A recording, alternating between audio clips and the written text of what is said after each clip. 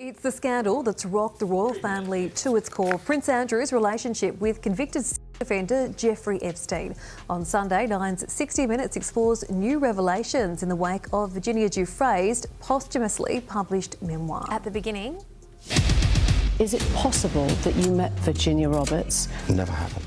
the story around Andrew Mountbatten Windsor has taken another remarkable turn, and this time the stakes are far higher than a simple loss of titles or yet another public reprimand. Today, we are asking a question that would have been unthinkable only a few years ago. Could the man once known as the Duke of York genuinely face criminal charges? Could he end up in jail? Well, many would say yes. Lawyers are openly discussing, police forces are reviewing, and campaign groups are demanding.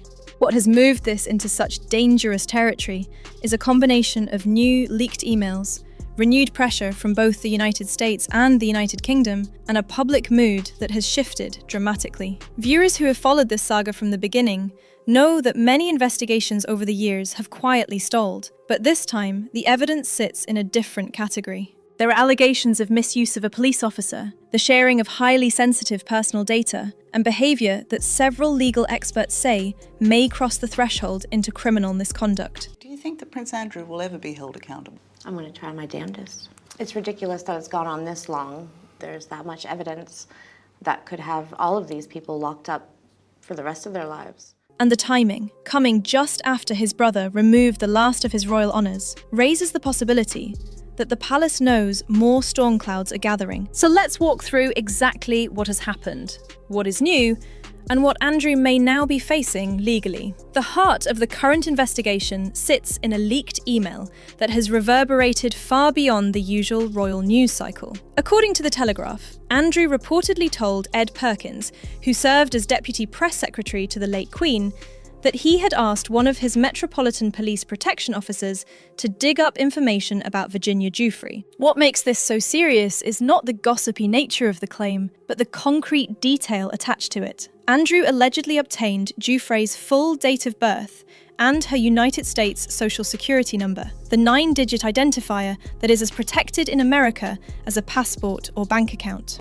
Spencer Couvin, a lawyer who represented 9 of Epstein's victims, said that knowingly transferring or using another person's social security number without consent is a crime that can carry up to 15 years in a federal prison. Breaking tonight, Prince Andrew is giving up all of his titles, including the Duke of York. It follows a string of scandals surrounding his relationship with paedophile Jeffrey Epstein and his relationship with an alleged Chinese spy. But of course, he will remain a prince, as this remains his birthright. He stressed that in his view, both the US Social Security Act and other identity protection laws may apply here. If federal investigators in the United States decide there is a case to examine, they would be entitled to request an interview with Andrew. Whether he would participate is another matter entirely, given that the FBI publicly stated in 2020 that he had not cooperated with their previous requests. The Metropolitan Police confirmed previously they are actively looking into the matter. This alone was unusual. The force has reviewed allegations relating to Andrew 3 times before, including in 2021, when they said they would take no further action after examining the civil case filed by Giuffre. What is different now is that former lawyers for Giuffre argue that this is not simply a matter of 2 opposing accounts. They say this involves potential misuse of official powers and attempts to discredit a survivor through the criminal justice system. Sigrid Macaulay, who represented Giuffre in her civil action, has called for a thorough investigation. She said the Metropolitan Police had been a pawn for the powerful and privileged, and emphasised that this kind of weaponising of the justice system could not be tolerated. Virginia Giuffre, the woman who accused Jeffrey Epstein and Prince Andrew of crimes, has died, aged 41.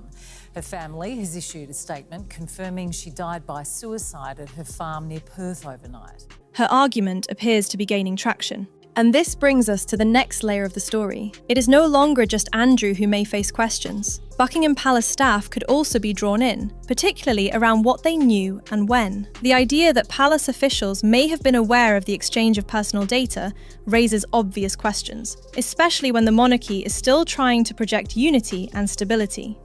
If the UK authorities find that Andrew misused his position during his time as a trade envoy, between 2001 and 2011, he could also face investigation for misconduct in public office. That charge, as several commentators have pointed out, carries a potential life sentence. Royal correspondent Di Davies, who once ran the Royal Protection Unit, said that if the leaked email is authentic, then a crime may have taken place.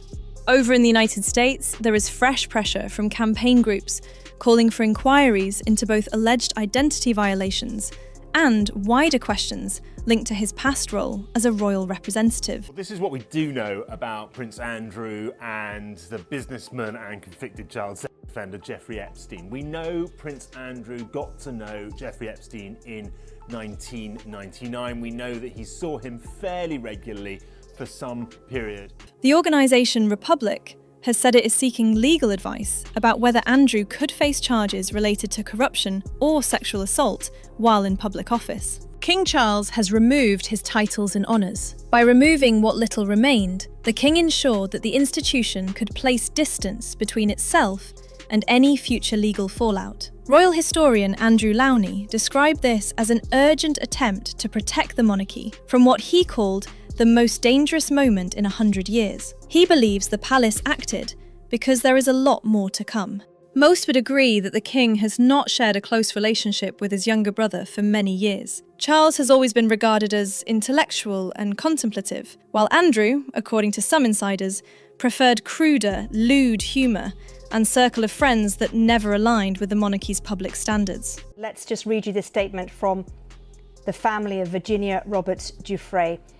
Today, an ordinary American girl from an ordinary American family brought down a British prince with her truth and extraordinary courage. There is also long-standing concern about specific dealings overseas, particularly his links to Kazakhstan and Libya. Critics have noted that he would often bypass the advice of embassy staff and stay in expensive hotels, with bills that raised eyebrows in Whitehall. And now there is a growing conversation about whether the UK government will be pressured to remove his dukedom entirely. He voluntarily relinquished his Duke of York title last month, but only Parliament can legally strip a dukedom. Politicians are treading cautiously. They insist they will be guided by the family, but campaigners argue that the public expects consistency and accountability. Outside the legal questions, Andrew faces another practical challenge: his residence. If formal charges are brought, he may not remain in the United Kingdom. Historian Andrew Lowney has already suggested that Andrew may be forced to leave the country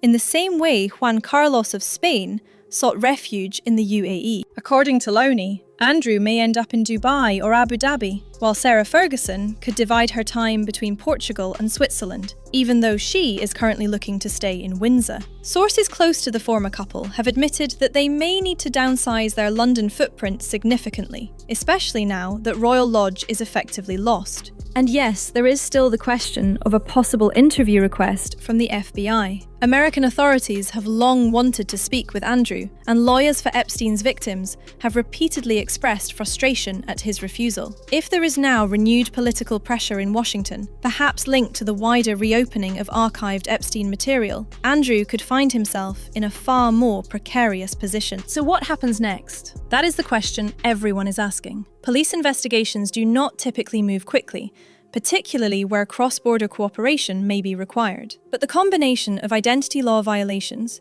misuse of a police officer, the potential breach of public office obligations, and growing international scrutiny has created a situation that can no longer be quietly shelved. Whether Andrew faces questioning, formal charges, or even the threat of extradition is not yet confirmed. But what is clear is that he no longer has the insulation he once enjoyed. The monarchy has stepped back. Public support has collapsed. Campaigners are far more confident than they were 5 years ago, and the media environment is far less forgiving. The next few months will be crucial. If the Metropolitan Police decide to escalate their inquiry, or if US authorities decide to pursue a federal case, the consequences for Andrew Mountbatten Windsor could be severe. Jail time, once an almost unthinkable idea, is now being openly discussed by legal experts. And for viewers following the story, it feels as though the chapter that should have ended in 2022 never truly closed. The investigations have returned, the allegations have gotten worse, and the royal family's patience appears to have reached its limit.